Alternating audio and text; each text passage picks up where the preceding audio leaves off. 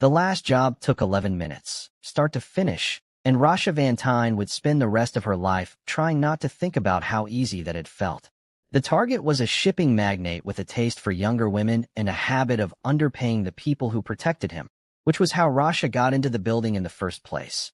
Through a side door held open by a security guard who hadn't been paid in 3 weeks and didn't much care who walked through it. She didn't know the magnate's name until she read it in the paper 2 days later. She never asked. Knowing names made things complicated, and complicated was how people like her ended up dead in hotel bathtubs with their throats opened. She did the job. She left the way she came in. And somewhere on the drive to the airport, sitting in the back of a taxi with the windows down and the city sliding past her in smears of orange streetlight, she realized she felt absolutely nothing. Not guilt, not satisfaction, not even the low, familiar hum of adrenaline she used to chase like other people chased sleep. Just a flat, gray nothing. And before we dive into this unforgettable story, welcome to Silver S Dramas, where every story comes with secrets, betrayal, unexpected twists, and moments you never see coming. If you're new here, hit that subscribe button and turn on your notifications, because you definitely don't want to miss what happens next. Now let's get back to the story. She landed, checked into a hotel under a name that wasn't hers, and stood in the bathroom, washing her hands for longer than the job required. There was no blood on them. There hadn't been any blood on them in years. She was too good for blood, too careful, too clean. But she scrubbed anyway, watching the water run over her knuckles, and somewhere in the middle of it, she caught her own eyes in the mirror and didn't recognize them. She tried, right there, to remember the last time she had laughed. A real laugh. Not the polite exhale she gave clients when they said something they thought was funny. Not the practiced warmth she used to put strangers at ease before she got what she needed from them. An actual laugh. She couldn't remember one. Not a single one, in years. That was the whole moment. No lightning. No revelation delivered by some wiser version of herself standing just behind her shoulder. Just a tired woman in bad bathroom lighting, 31 years old, staring at hands that had done things she would never be able to explain to another human being, thinking, I don't actually know who I am anymore, and I would very much like to find out before it's too late to matter. She didn't decide to quit that night. She decided the next morning, over a room service breakfast she barely touched, calmly, and without drama, the way you decide to change banks or cancel a subscription you forgot you had. She simply stopped answering the number that only 3 people in the world had. She let the silence stretch. And when the silence held, when nobody came looking, she understood that in her line of work, disappearing wasn't dramatic. It was administrative. You paid the right people. You erased the right paperwork. You became someone else on a Tuesday. And by Thursday nobody remembered you'd ever been anyone at all.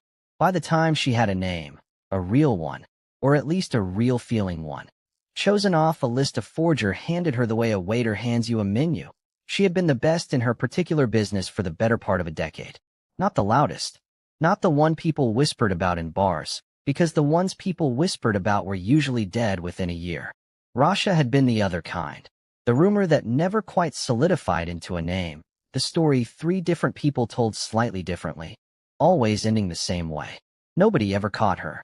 There was a night, years earlier, involving a senator's aide in a locked room on the 4th floor of a building with no working cameras, that had briefly made her famous in the wrong circles. Famous enough that for about 6 months, 3 separate crime families tried to hire her exclusively, and one of them offered her a number with more zeros in it than she'd ever seen outside a bank statement. She turned all 3 down. She always worked alone. Loyalty, in her experience, was just a leash with better marketing. She never failed a job. She never left a print, a fiber, a witness who could pick her out of a lineup. And she never, not once in all those years, let herself get close enough to another human being that losing them would have cost her anything. Which was, in hindsight, probably the loneliest sentence she could have written about her own life, if she'd ever been the type to write things down. Becoming Rasha Van Tine took 4 months and roughly the entire contents of an offshore account she'd been quietly building since she was 22. Back when she was smart enough to know that a woman in her profession needed an exit long before she needed one. She chose the city almost at random, somewhere with decent light, a language she already half spoke, and absolutely no history with anyone she'd ever worked for. She rented a studio apartment above a bakery that filled the stairwell with the smell of bread every morning at 5 a.m., which she initially hated and eventually could not sleep without. She bought furniture from people who were moving and didn't want to pay for movers. She got a library card before she got a bank card, mostly because the woman behind the counter didn't ask a single question, and Rasha had spent so many years being interrogated by silence, by handlers, by clients, by her own reflection, that being handed something for free with no questions attached felt, absurdly, like being handed a gift. The painting started almost as an accident. She'd wandered into an art supply shop looking for nothing in particular, trying to fill the enormous, echoing block of free time that came with no longer being anyone's weapon, and she'd bought a cheap canvas and a set of student-grade acrylics mostly because the woman at the register was kind to her and Rasha didn't know how to leave a store without buying something after that. Her first painting was, by any honest measure, terrible. A lopsided bowl of fruit that looked more like a small, sad landslide.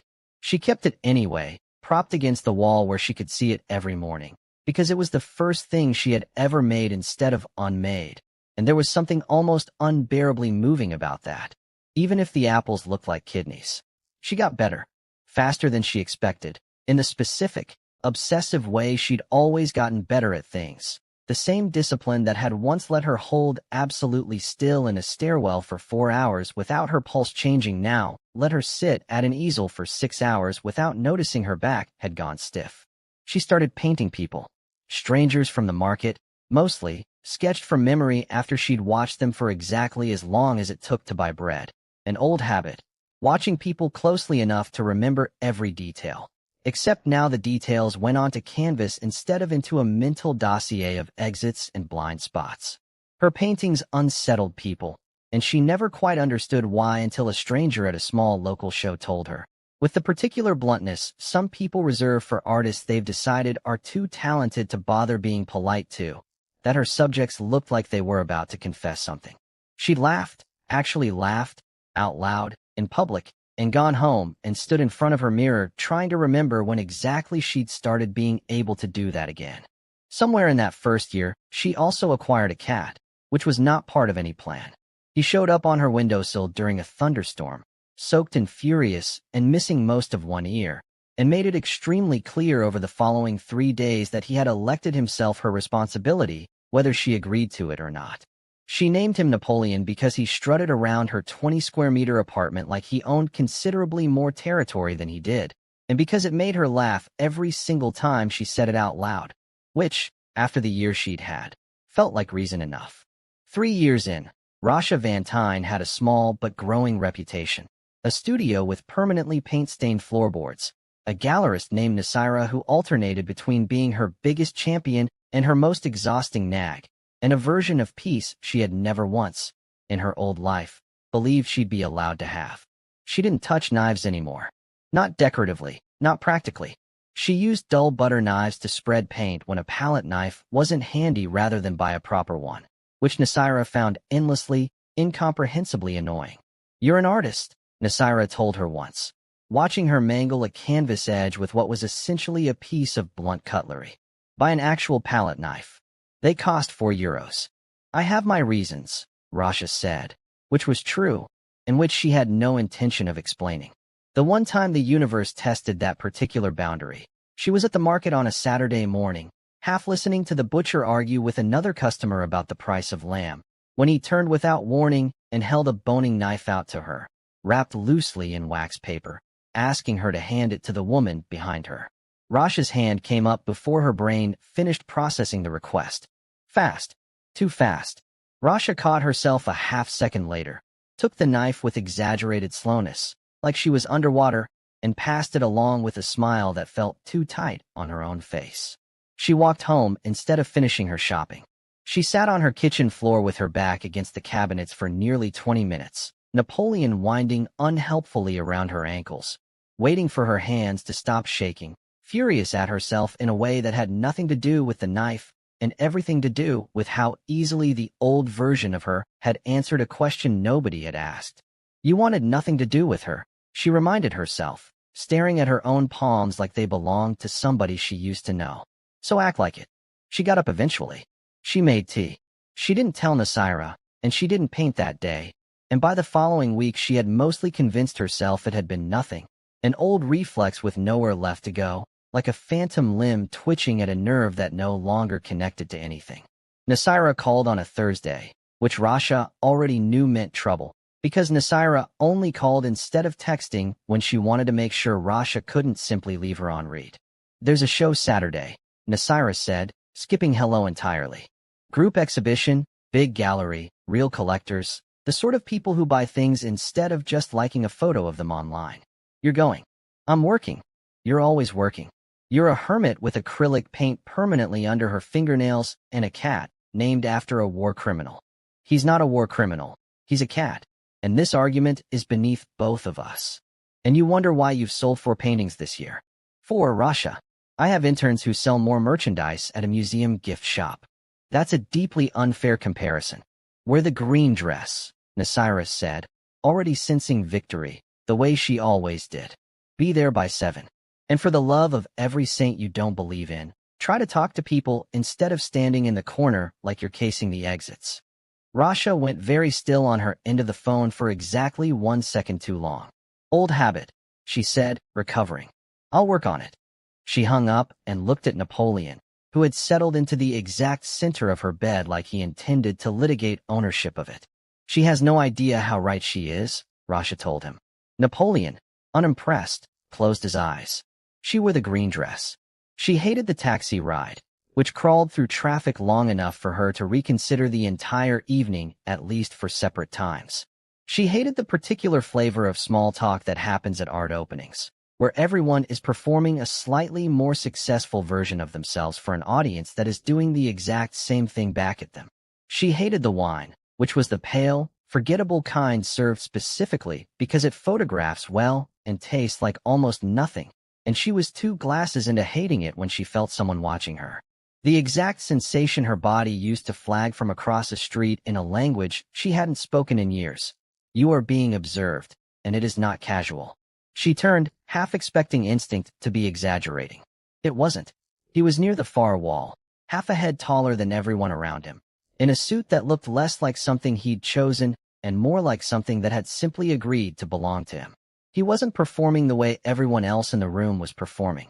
He stood with the specific, economical stillness of someone who had never once in his life needed to prove he belonged somewhere. Rasha recognized that stillness immediately, because she used to own a version of it herself, for reasons that had nothing to do with elegance and everything to do with survival. He crossed the room toward her with no hesitation at all, the way people only move when they've already decided something and are simply executing it. "You're the one who painted the woman with the crooked smile," he said. "Not a question." He nodded, very slightly, toward the far wall, where one of her pieces hung under a small brass light.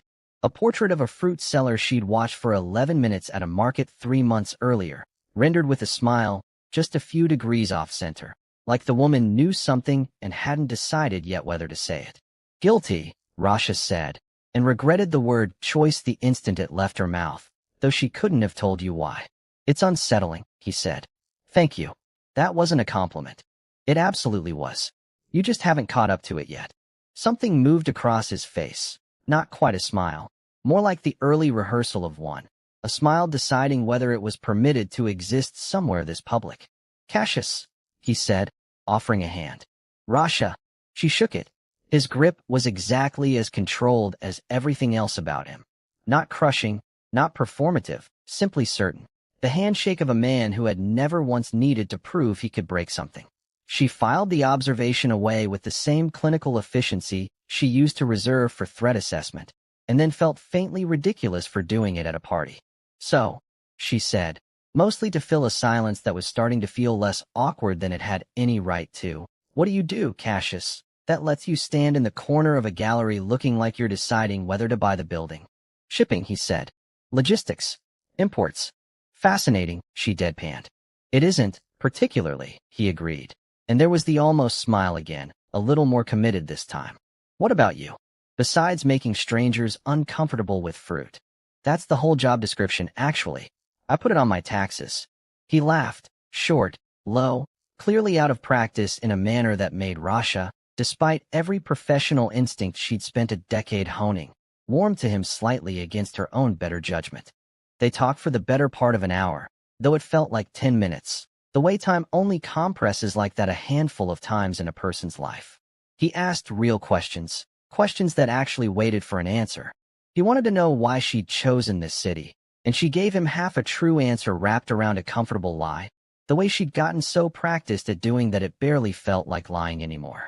He told her, when she asked, that he'd grown up in a family business he'd never really had the option of leaving, and something in the way he said it, flat, careful, the sentence of a man choosing each word like it might be used against him later, made her decide, quietly, not to push. She, of all people, understood the specific relief of somebody not pushing. Nasira materialized at some point with a collector from Milan in tow, physically inserting herself between them with the subtlety of a woman who had zero interest in subtlety. And by the time Rasha extracted herself 20 minutes later, Cassius was gone from the spot where she'd left him. She told herself she wasn't disappointed. She was extremely unconvincing, even to herself. He texted her the next morning. No games, no calculated delay, just a message at 9 a.m. asking if the woman who insulted his job title over warm gallery wine would like to have dinner with him, and this time actually let him ask her a follow-up question. Rasha looked at her phone for a long moment, Napoleon staring at her from the windowsill with an expression she chose to interpret as supportive. Don't, she told him. I already know what you'd say. She said yes anyway. Enjoying the story so far? Drop a like and let me know in the comments what you think Rasha's real name used to be. And subscribe so you don't miss what happens when her past finally starts catching up to her. The weeks that followed moved the way good things move when you've stopped watching the clock for danger, quickly, and then all at once, the way water moves once it finally finds the crack it's been looking for.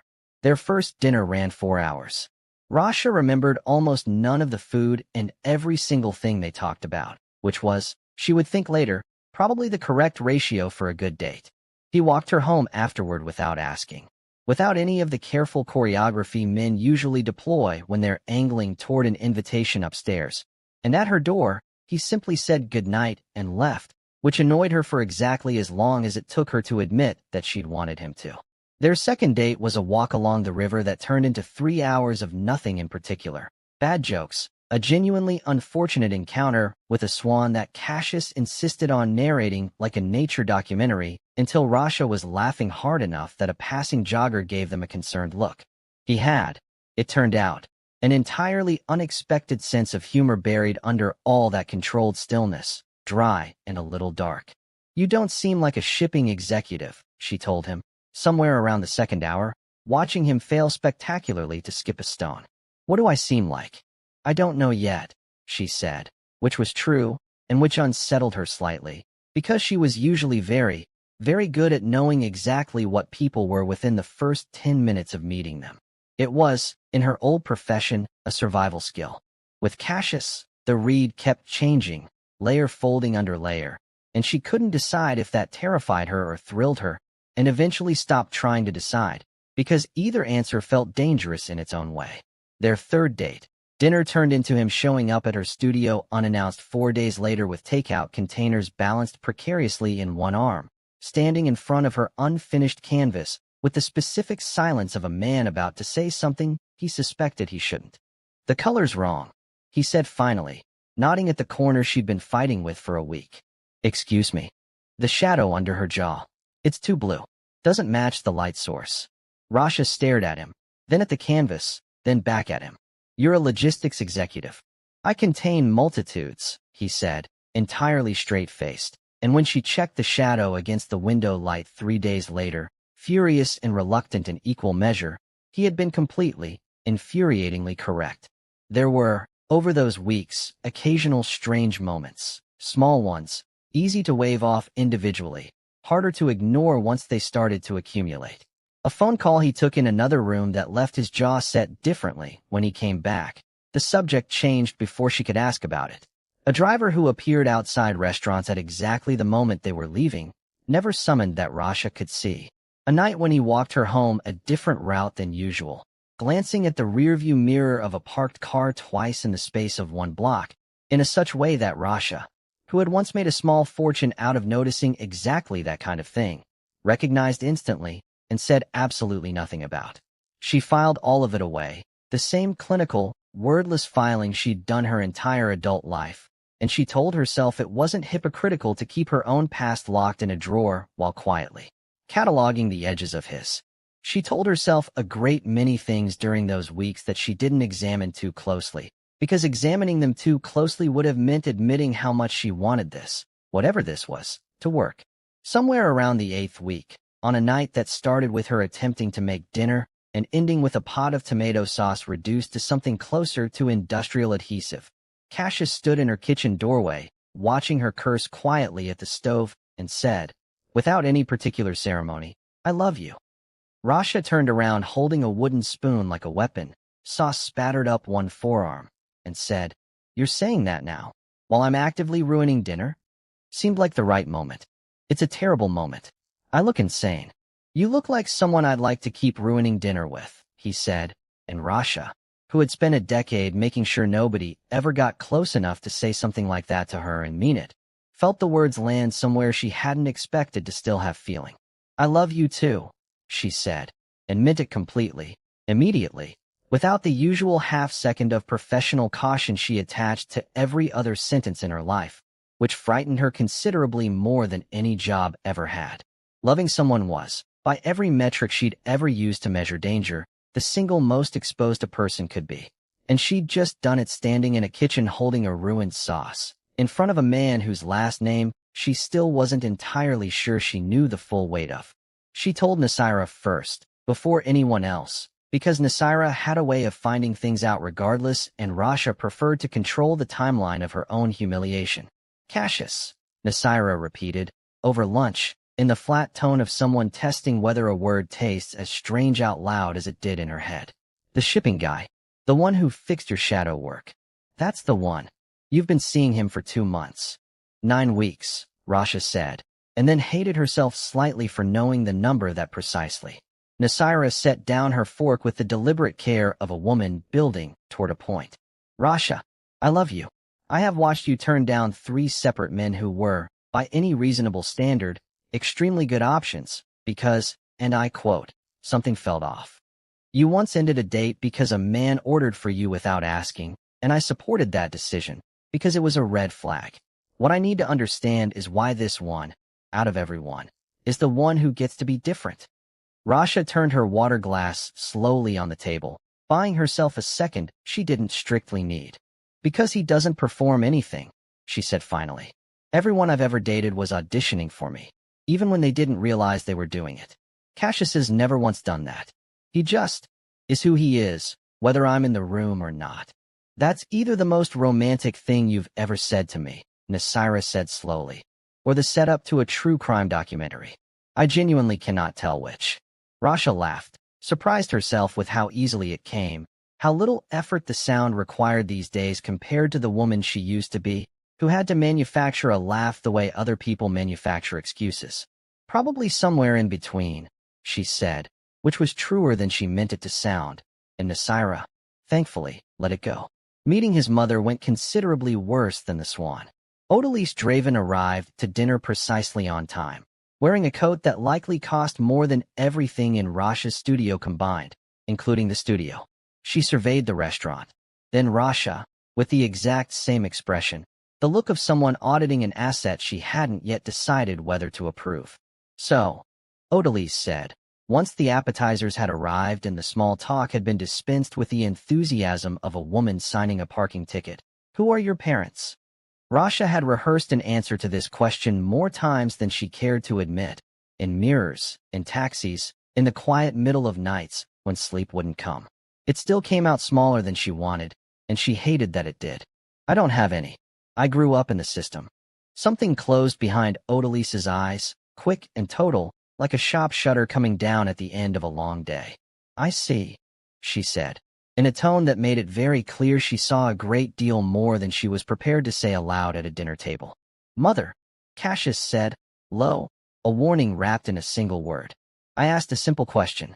"You asked it the way you ask everything," he said, and there was an edge to it, sharpened by years of practice at exactly this argument. which is to make sure the other person feels the floor till the little. Odalise's mouth thinned into a line, and for a moment nobody at the table said anything at all, the silence stretching taut enough that Rasha could hear the couple 2 tables over discussing, with real intensity, the merits of a wine list. She wanted, absurdly, to laugh, because here was a man other people crossed streets to avoid, quietly getting reprimanded by his mother over bread rolls like every other boyfriend in the history of difficult family dinners.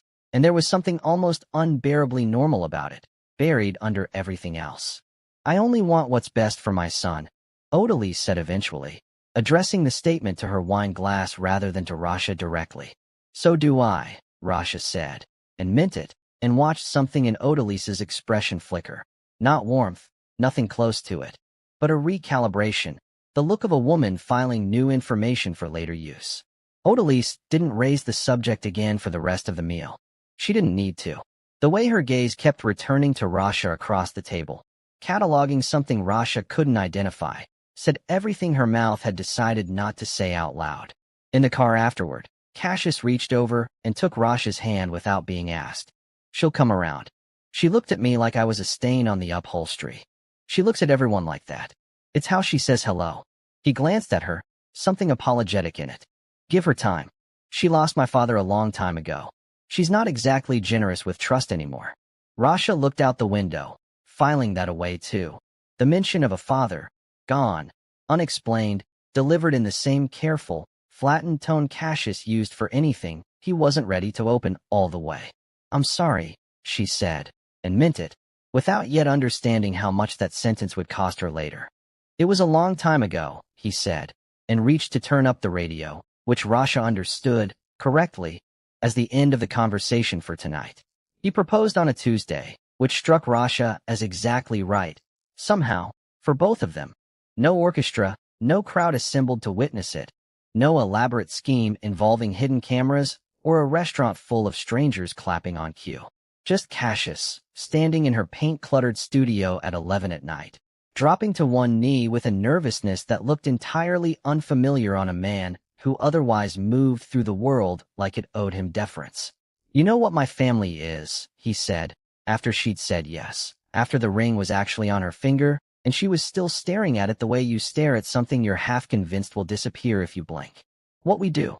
I've never said it outright, and I think you've never asked, and I think that means you already know." Rasha looked up at him. She thought, with something close to dark amusement, about the specific comedy of the two of them.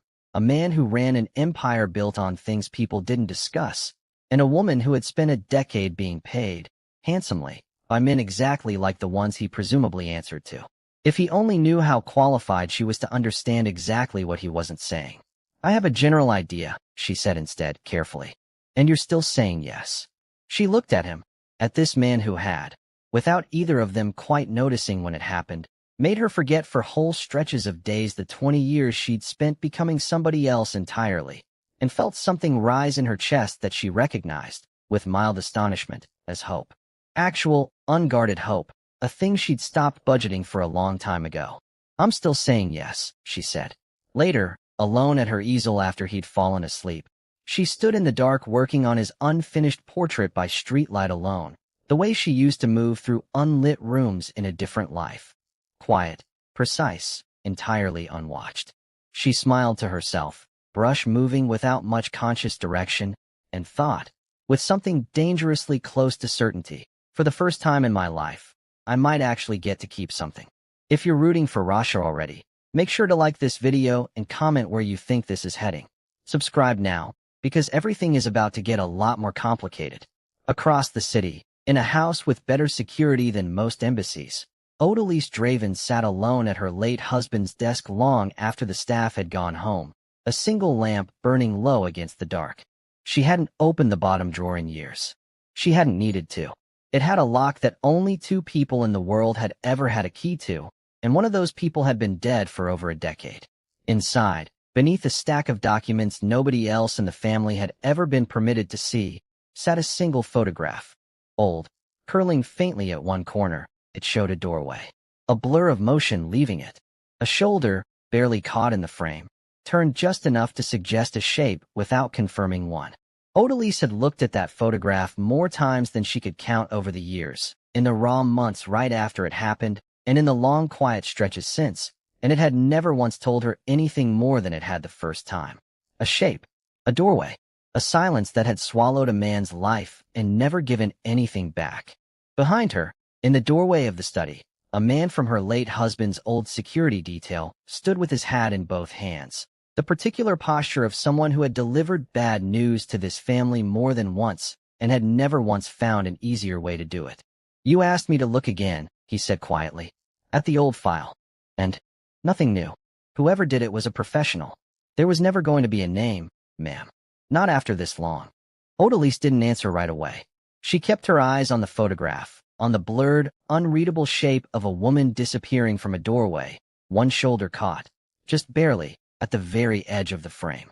"We never found the person who did this," she finally said, and it wasn't a question, and it carried the particular weight of a sentence she had said to herself, in one form or another, on more nights than she cared to admit.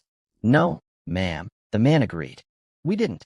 Odalise closed the drawer, locked it, sat for a long moment with her hand still resting flat against the wood, as though she could feel something through it that the rest of the room couldn't. She thought, unbidden, of her son's fiancée across the table that night. The careful way the woman had answered a simple question about her parents, the small, precise stillness in how she moved through a room, the way her eyes had gone, just for a fraction of a second, to the restaurant's exits before she'd sat down. Odalise told herself it was nothing. A coincidence, the type of pattern a grieving mind manufactures out of ordinary details because it's easier than accepting that some things are simply never answered. She told herself that for a long time. She did not, however, put the photograph away in the place she usually kept it. She left it out on the desk, face up, in the lamplight, long after the security man had gone and the house had gone fully quiet around her. And somewhere in that quiet, she found herself unable to stop looking at it, unable to shake the small, cold, insistent feeling that she had seen that shoulder, that exact angle of turning away, somewhere far more recently than a decade ago. Do you think Rasha really left her past behind, or is it already sitting across the dinner table from her? Like this video, tell me your theory in the comments, and subscribe if you are enjoying this story. The wedding happened faster than Rasha expected, which she would later understand was simply how the Draven family operated. Decisions made at the top of the family tree arrived at the bottom already finished, the way weather arrives, without much interest in whether anyone below had time to prepare for it. Odalise planned most of it. She never once asked Rasha's opinion on flowers, seating, or the exact shade of ivory the tablecloth should be, and Rasha, who had spent a decade of her life learning that picking her battles could be the difference between finishing a job and not finishing it, let her. It wasn't surrender exactly. It was strategy dressed up as manners, and she was good at both. "You didn't fight her on the cake," Nasira said, examining the tasting menu photos Rasha had forwarded her with the enthusiasm of someone reviewing evidence at a trial. "There were 4 flavors on this list, and you let her pick the one that sounds like a punishment. Lavender honeycomb isn't a punishment. It's a candle scent, Rasha. It's not food. I'm choosing my battles. You don't have any battles left to choose. She's already won the flowers, the venue, the guest list, and apparently dessert. What's actually yours in this wedding?" Rasha looked down at the ring on her hand, turned at once, the small habitual gesture she'd developed in the months since the proposal. She said. "That's the only part that matters." Nasira didn't have a comeback for that one, which was rare enough that Rasha noticed the silence and decided to enjoy it while it lasted. The ceremony itself was small by Draven standards, which still meant nearly 200 guests, most of whom Rasha had never met and would likely never see again. Men in dark suits who kissed her hand with old-world formality, and women who assessed her dress with the specific, silent calculation of people pricing an asset. She stood at the altar in white, hands only faintly trembling, and watched Cassius walk toward her looking like a man who had been given something he'd stopped expecting to receive, and for one clean, uncomplicated minute, none of the rest of it mattered. Not the guest list, not the flowers, not the 200 strangers watching her become someone new for the second time in her life. Odalise sat in the front row throughout the entire ceremony with her hands folded and her expression arranged into something that could, from a distance, pass for warmth. Rasha caught her eyes exactly once, right as Cassius slid the ring onto her finger, and what she saw there wasn't warmth at all. It was appraisal. The look of a woman recalculating a figure she'd already decided she didn't like, and finding it hadn't improved. Rasha filed it away, the way she filed everything, and turned her attention back to her husband instead. Moving into the Draven estate took some adjusting. The house was enormous in the specific way old money builds houses. Hallways that seemed to exist purely to be walked down slowly. A kitchen staff who had clearly been informed of the new mistress's arrival and treated her with the careful, watchful politeness people reserve for something they haven't yet decided whether to trust. Rasha understood that instinct better than any of them realized. She'd spent years being the thing other people watched carefully without knowing why. She kept her studio. That had been the one condition she'd insisted on. The single hill she was actually willing to die on. A converted sunroom on the east side of the house, where the light came in clean and cold in the mornings, far enough from the main wing that nobody wandered through by accident. Cassius had given it to her without argument, had in fact seemed almost relieved that she'd asked for something, as though he'd been braced for her to want nothing at all and disappear quietly into the role the house seemed built to assign her. You could have asked for a car, he told her, watching her unpack brushes into a cabinet that had clearly never held anything so unglamorous before. A wing. A staff of your own. I have a cat and 40 tubes of paint, Rasha said. What would I do with a wing? Live in it separately from my mother, he said, dry enough that it took Rasha a second to register it as a joke. And then she was laughing. Actually laughing.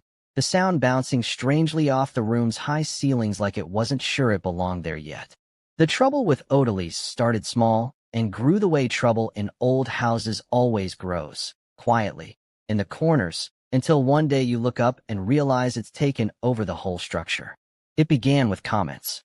Small ones, delivered so lightly they were almost impossible to object to without sounding paranoid. A remark about Rasha's table manners, phrased as a compliment. You eat so quickly.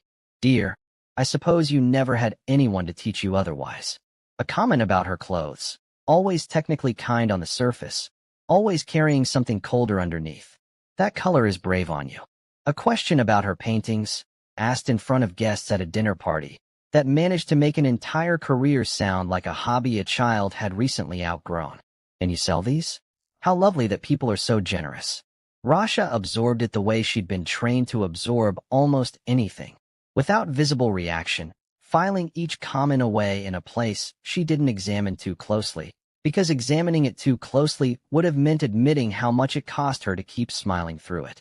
Cassius noticed more than she expected him to. He'd cut his mother off mid-sentence at that same dinner party, voice low enough not to carry to the rest of the table, but sharp enough that Odalise's mouth had gone thin and silent for the rest of the meal.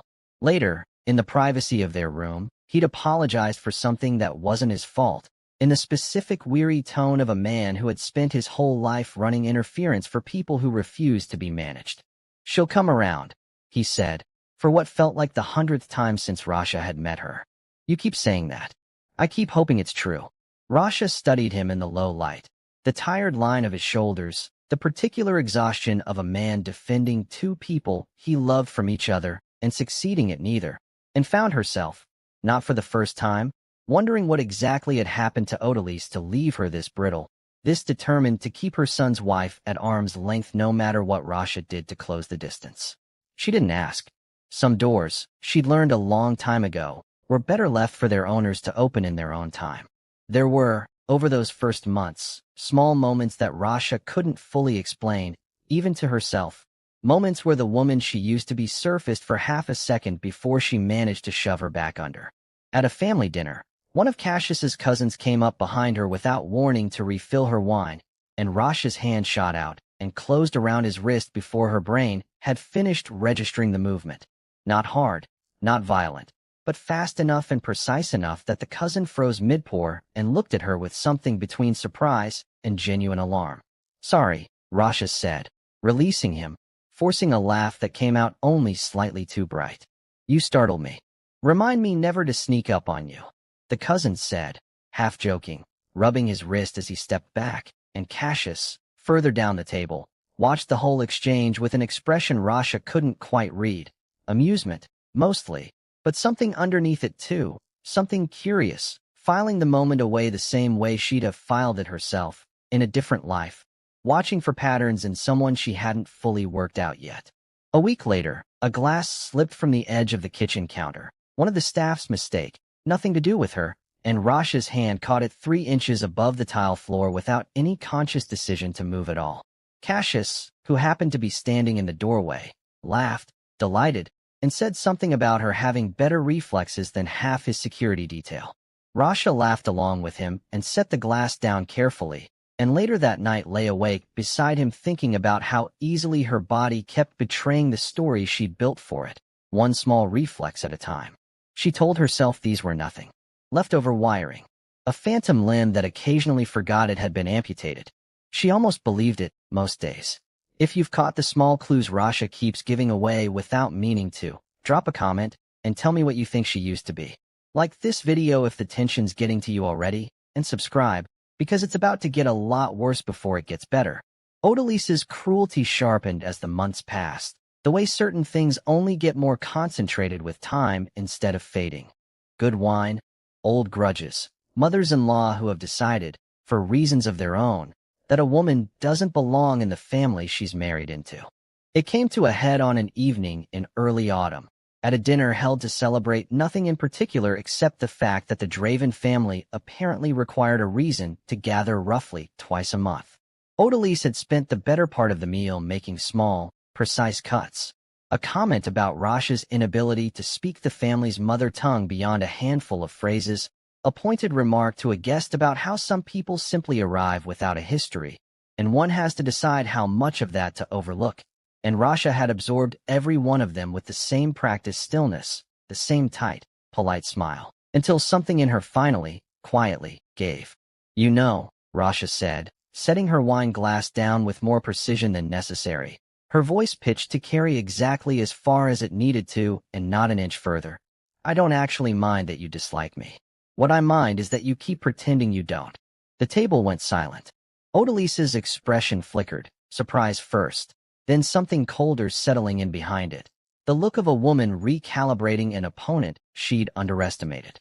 "I don't dislike you," Odalise said finally, each word placed with surgical care.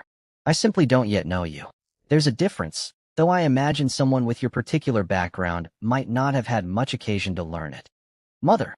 Cassius's voice cut across the table, low and final, the same tone Rasha had heard him use exactly once before, at their very first dinner together, and it landed with the same immediate effect. Odalise's mouth closing, her attention dropping to her plate, the temperature of the room easing back down by a few careful degrees. Later that night, Rasha stood at the window of their bedroom looking out at the dark lawn, arms crossed, replaying the exchange the way she used to replay a job afterward, checking for mistakes, for anything she'd left exposed.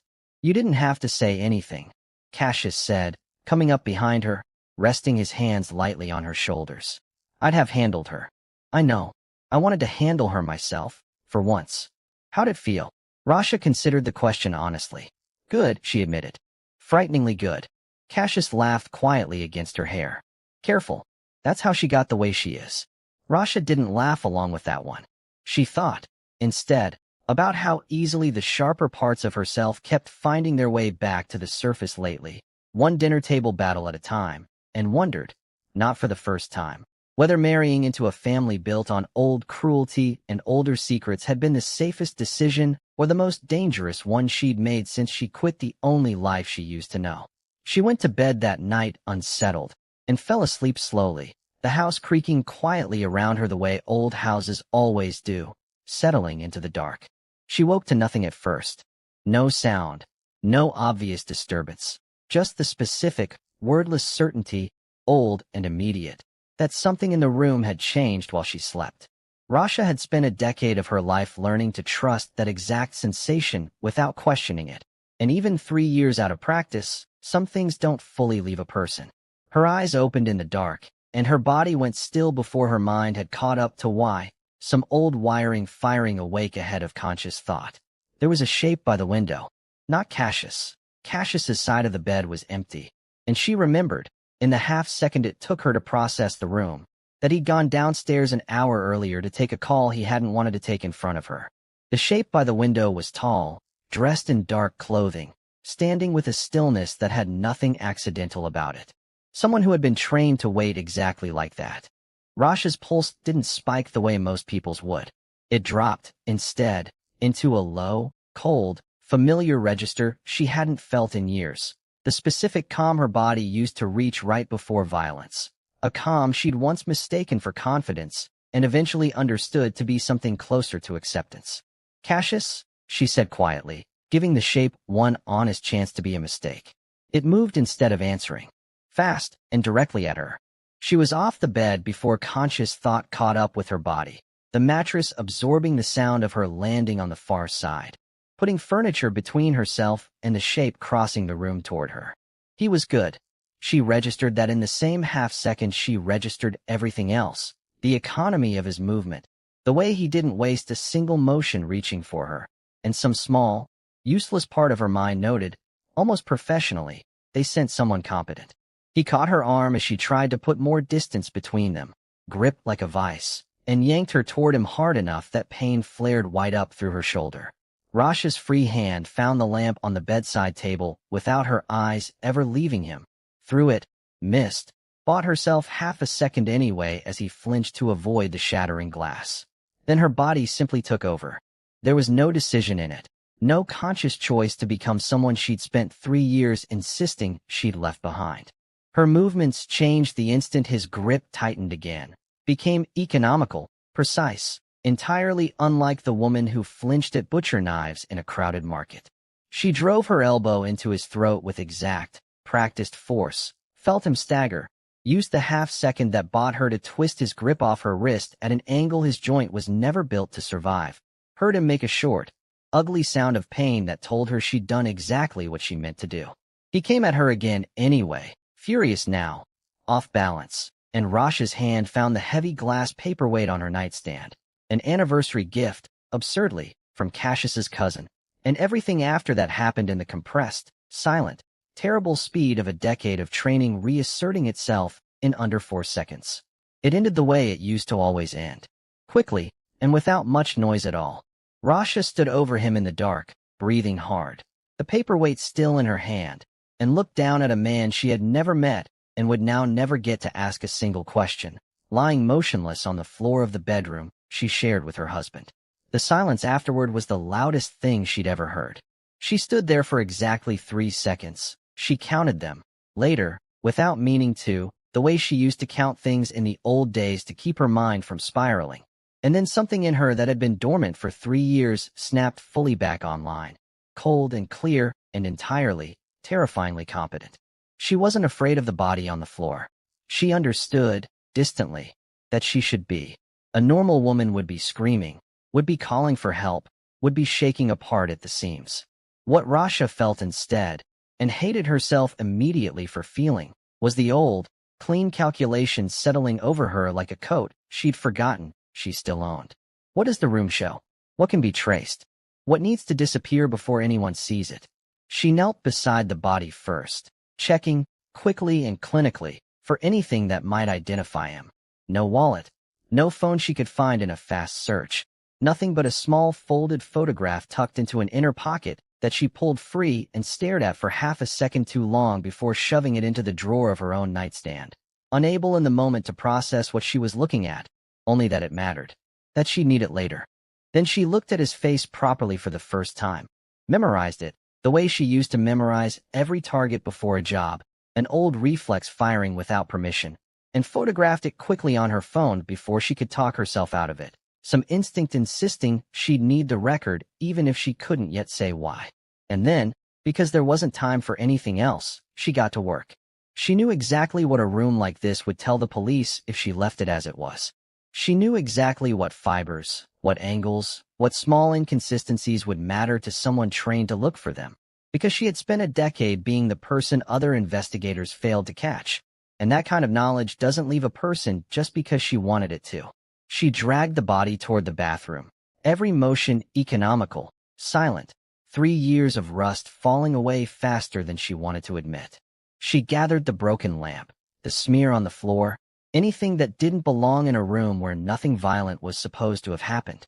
She was halfway through wiping down the section of floor by the window when she heard footsteps in the hallway outside. Not Cassius's. She knew his walk by now, had learned it the way you learn a person's voice without meaning to. And her whole body went still, listening. The knock came a second later. 3 sharp raps against the bedroom door, unmistakable, followed immediately by a voice Rasha recognized instantly and had never once wanted to hear at a moment like this. "Open this door." "Odalise." Rasha froze where she knelt on the floor, the dead man's blood cooling on the tile behind her, a rag still in one hand, her mind moving faster than it had in 3 years, faster than it had any right to move, cycling through every possible option in the space of a single held breath. "Open it now," Odalise said again, sharper this time, closer to the door, "or I will break it down myself." Rasha looked down at the body she hadn't finished hiding, at the room she hadn't finished cleaning, at the entire life she'd spent 3 years building now balanced on the width of a single locked door, and understood, with total, icy clarity, that she had somewhere under 1 minute to decide what happened next, and that whatever she chose in the next few seconds would decide everything. What would you do with less than 60 seconds to hide a body and a mother-in-law already at the door? Comment your answer below. I want to see who'd actually survive this. Like this video if your heart's racing right now, and subscribe, because part 2 is where we find out exactly what Rasha does next.